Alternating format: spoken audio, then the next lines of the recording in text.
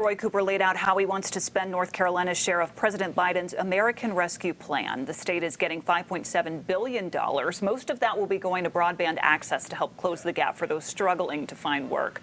The rest will be going to affordable housing, water and wastewater investments, scholarships and financial aid, along with public education, tourism and other industries impacted by the pandemic.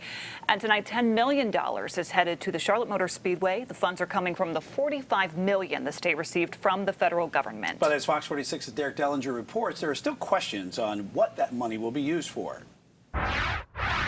It's still more than a week until the Coca-Cola 600, and the excitement is already, well, kind of here.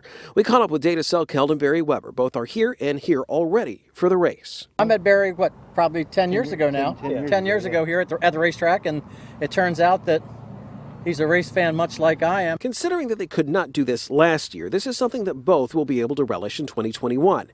The Speedway is going to be at full capacity for the race, something that this time last year would have been unthinkable.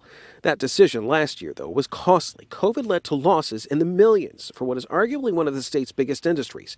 Now the state is giving them some help. $30 million or $10 million each for repairs and infrastructure improvements at the three large NASCAR tracks in North Carolina, the Rock, the North Wilkesboro Speedway, and Charlotte Motor Speedway. It's important to note that racing is an industry that is worth billions of dollars, and much of that is based here in North Carolina. That's part of the reason why Governor Cooper wanted to spend some of the rescue plan money on speedways.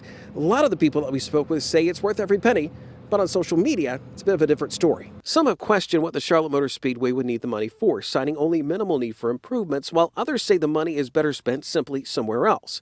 The state is getting over $5 billion in rescue plan money from the federal government, and the amount going into motorsports represents less than 1% of the total. I think that they're all doing that for a better fan experience. That experience, one way or another, will be on full display at the end of the month for the Coca-Cola 600.